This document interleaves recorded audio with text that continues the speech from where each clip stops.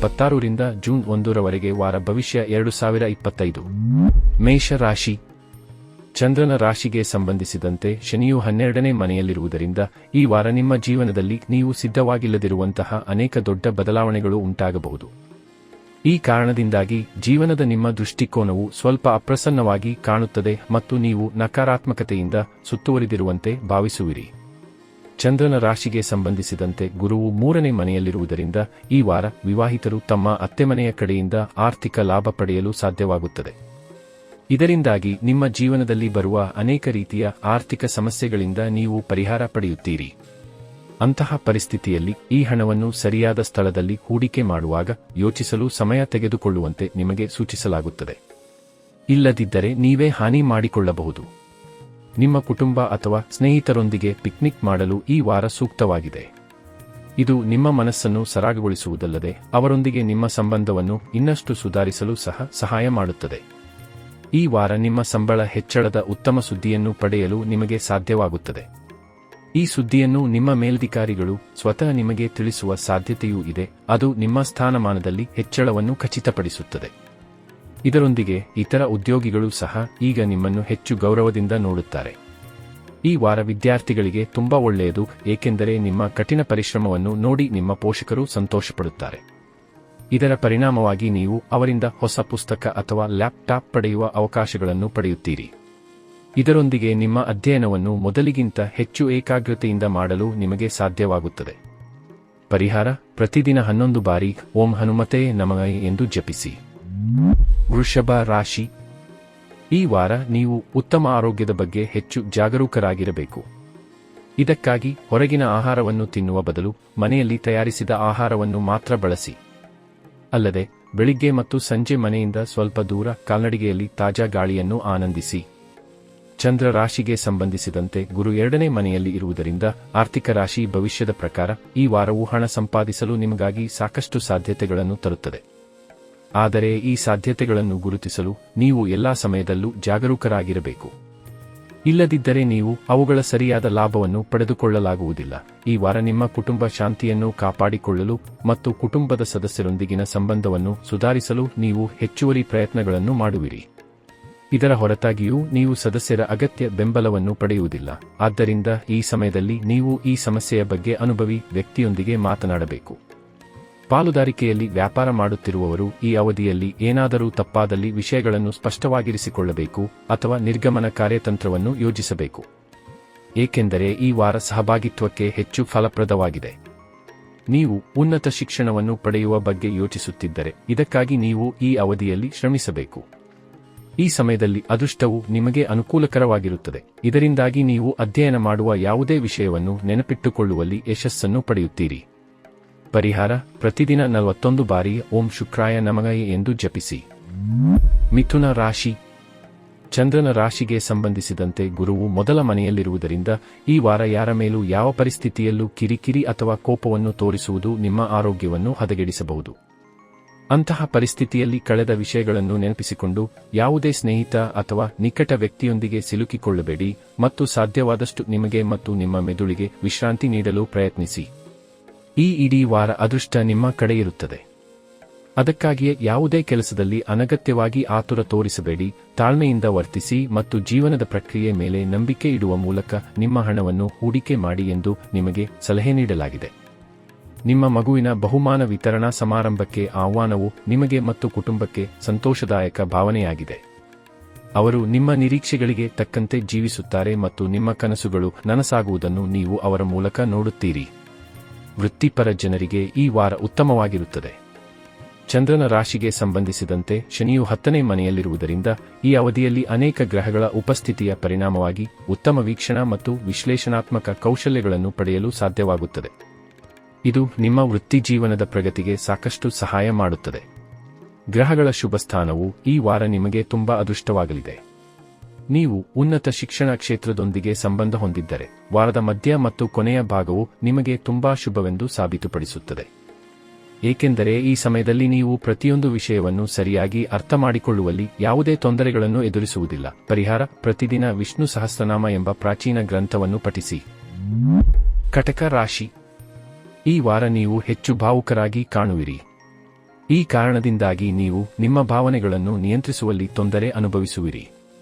ಅಂತಹ ಪರಿಸ್ಥಿತಿಯಲ್ಲಿ ನಿಮ್ಮ ಈ ವಿಚಿತ್ರ ವರ್ತನೆಯು ಜನರನ್ನು ಭ್ರಮಿತಗೊಳಿಸುತ್ತದೆ. ಆದ್ದರಿಂದ ನಿಮ್ಮಲ್ಲಿ ಕಿರಿಕಿರಿ ಉಂಟಾಗಬಹುದು. ಇತರ ಮುಂದೆ ನಿಮ್ಮ ಭಾವನೆಗಳನ್ನು ತೋರಿಸುವುದನ್ನು ತಪ್ಪಿಸುವುದು ನಿಮಗೆ ಉತ್ತಮ.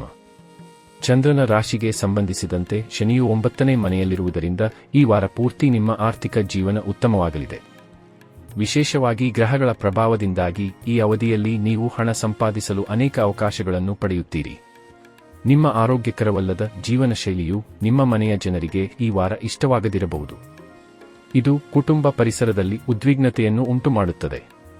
ಆದ್ದರಿಂದ ನಿಮ್ಮ ಅಭ್ಯಾಸದಲ್ಲಿ ಅಗತ್ಯವಾದ ಬದಲಾವಣೆಗಳನ್ನು ತರುವುದು ಮತ್ತು ನಿಮ್ಮ ದೈಹಿಕ ನೈರ್ಮಲ್ಯವನ್ನು ನೋಡಿಕೊಳ್ಳುವುದು ಉತ್ತಮವಾಗಿದೆ. ಯಾವುದೇ ರೀತಿಯ ಸೃಜನಶೀಲ ಕಾರ್ಯಕ್ಕೆ ಸಂಬಂಧಿಸಿದ ಜನರು ಈ ವಾರ ಅನೇಕ ಸಮಸ್ಯೆಗಳನ್ನು ಎದುರಿಸಬೇಕಾಗಬಹುದು. ಏಕೆಂದರೆ ಈ ಸಮಯದಲ್ಲಿ ನೀವು ನಿಮ್ಮ ಸಾಮರ್ಥ್ಯದ ಬಗ್ಗೆ ಸ್ವಲ್ಪ ಗೊಂದಲಕ್ಕೆ ಒಳಗಾಗುವ ಸಾಧ್ಯತೆ ಇದೆ. ಇದರಿಂದಾಗಿ ನಿಮ್ಮ ವೃತ್ತಿ ಜೀವನದ ಬಗ್ಗೆ ನಿಮ್ಮಲ್ಲಿ ಅಭದ್ರತೆಯನ್ನು ಸಹ ಕಾಣಲಾಗುತ್ತದೆ. ಈ ವಾರ ನೀವು ನಿಮ್ಮ ಉತ್ತಮ ಅಧ್ಯಯನ ಮಾಡುವ ಅಗತ್ಯವಿದೆ. ಇಲ್ಲದಿದ್ದರೆ ನಿಮ್ಮ ಪೋಷಕರು ಮತ್ತು ಶಿಕ್ಷಕರು ನಿಮ್ಮನ್ನು ಖಂಡಿಸಬಹುದು. ಈ ಕಾರಣದಿಂದಾಗಿ ಈ ಇಡೀ ವಾರವನ್ನು ಹತಾಶೆಯಿಂದ ಕಳೆಯುತ್ತೀರಿ. ಆದ್ದರಿಂದ ಉತ್ತಮ ಪ್ರದರ್ಶನಕ್ಕಾಗಿ ಆರಂಭದಿಂದಲೇ ನಿಮ್ಮ ಪರಿಶ್ರಮವನ್ನು ಮುಂದುವರಿಸುವುದು ನಿಮಗೆ ಉತ್ತಮ. ಪರಿಹಾರ: ಪ್ರತಿದಿನ 21 ಬಾರಿ ಓಂ ನರಸಿಂಹಾಯ ನಮಃ ಎಂದು ಜಪಿಸಿ.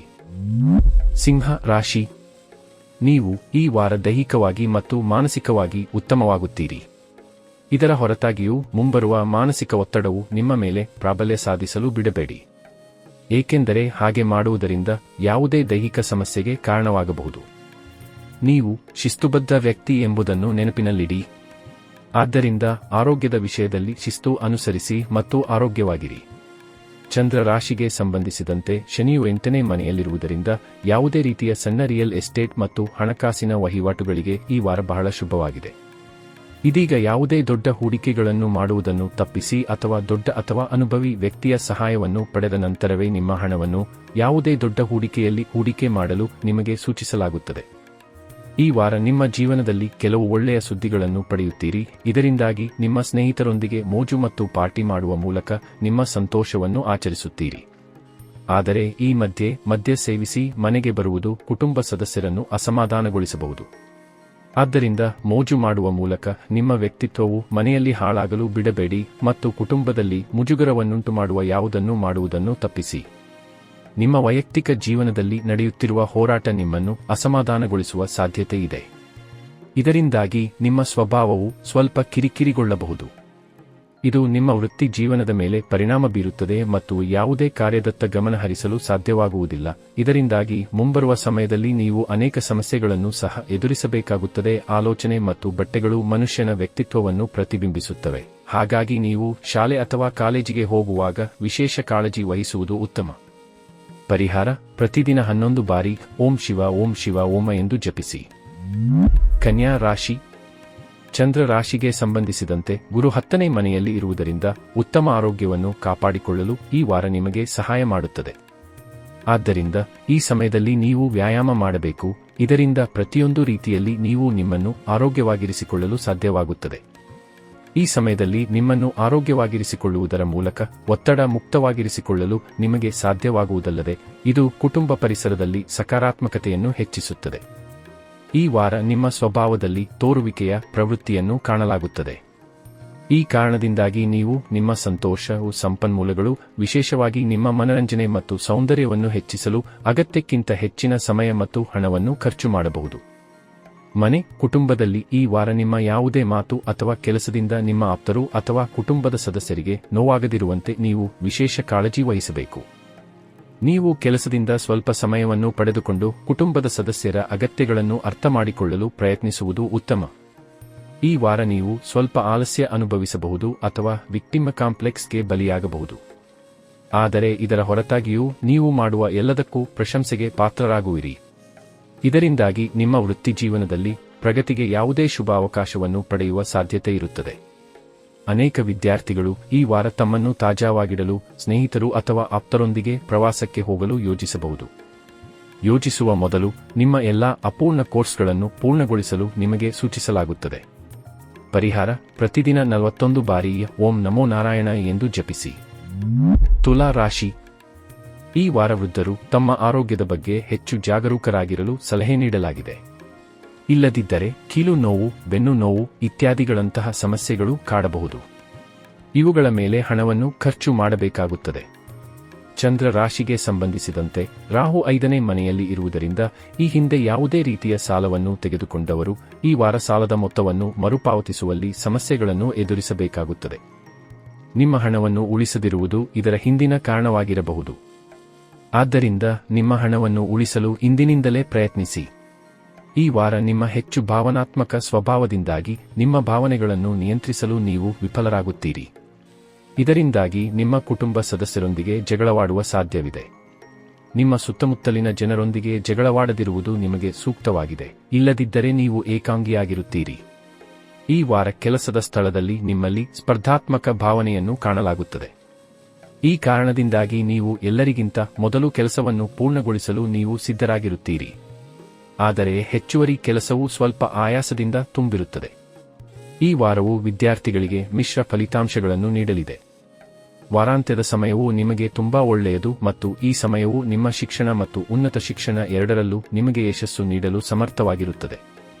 ಈ ಸಮಯದಲ್ಲಿ ನಿಮ್ಮ ಮನಸ್ಸನ್ನು ಗೊಂದಲಕ್ಕೀಡಾಗದಂತೆ ಶಿಕ್ಷಣದತ್ತ ಮಾತ್ರ ಕೇಂದ್ರೀಕರಿಸಬೇಕು. ಪರಿಹಾರ: ಪ್ರತಿದಿನ ಲಲಿತಾ ಸಹಸ್ರನಾಮ ಎಂಬ ಪ್ರಾಚೀನ ಗ್ರಂಥವನ್ನು ಪಠಿಸಿ. ವೃಶ್ಚಿಕ ರಾಶಿ. ಚಂದ್ರ ರಾಶಿಗೆ ಸಂಬಂಧಿಸಿದಂತೆ ಶನಿಯು 5ನೇ ಮನೆಯಲ್ಲಿರುವುದರಿಂದ ಈ ವಾರ ನಿಮ್ಮ ಆರೋಗ್ಯದಲ್ಲಿನ ಅನೇಕ ಸಕಾರಾತ್ಮಕ ಬದಲಾವಣೆಗಳು ನಿಮ್ಮ ಕೆಲಸದ ಸ್ಥಳ ಮತ್ತು ಸಾಮಾಜಿಕ ಜೀವನದಲ್ಲಿ ಇತರರೊಂದಿಗೆ ಮುಕ್ತವಾಗಿ ಸಂವಹನ ನಡೆಸಲು ಸಹಾಯ ಮಾಡುತ್ತದೆ. ಇದರಿಂದಾಗಿ ನಿಮ್ಮ ಧೈರ್ಯ ಮತ್ತು ಆತ್ಮವಿಶ್ವಾಸ ಹೆಚ್ಚಾಗುತ್ತದೆ. ಹಾಗೆಯೇ ನೀವು ಪ್ರತಿ ನಿರ್ಧಾರವನ್ನು ತೆಗೆದುಕೊಳ್ಳುವ ಸಂಪೂರ್ಣ ಸಾಮರ್ಥ್ಯವನ್ನು ಹೊಂದಿರುತ್ತೀರಿ.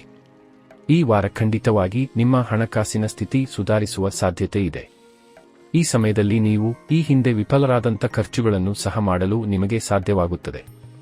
ಇದರಿಂದಾಗಿ ನಿಮ್ಮ ವೆಚ್ಚಗಳು ಹೆಚ್ಚಾಗುವ ಸಾಧ್ಯತೆಯೂ ಇದೆ. ಅಂತಹ ಪರಿಸ್ಥಿತಿಯಲ್ಲಿ ಹಣದ ಬಗ್ಗೆ ಅಜಾಗರೂಕತೆಯು ನಿಮಗೆ ಹಾನಿಕಾರಕವಾಗಿರುತ್ತದೆ. ಈ ವಾರ ನಿಮ್ಮ ತಂದೆ ಅಥವಾ ನಿಮ್ಮ ಹಿರಿಯ ಸಹೋದರನೊಂದಿಗೆ ಉತ್ತಮ ಸಂಬಂಧವನ್ನು ಸ್ಥಾಪಿಸಲು ನೀವು ಅನೇಕ ಅವಕಾಶಗಳನ್ನು ಪಡೆಯುವ ಸಾಧ್ಯತೆಯಿದೆ. ಈ ಸಮಯದಲ್ಲಿ ನೀವು ಅವರನ್ನು ಗೌರವಿಸಿ ಮತ್ತು ಅವರ ಮಾತು ಮತ್ತು ಸಲಹೆಗೆ ಸರಿಯಾದ ಪ್ರಾಮುಖ್ಯತೆ ನೀಡುವ ಮೂಲಕ ಕೌಟುಂಬಿಕ ಪರಿಸ್ಥಿತಿಯನ್ನು ಉತ್ತಮಗೊಳಿಸಿ.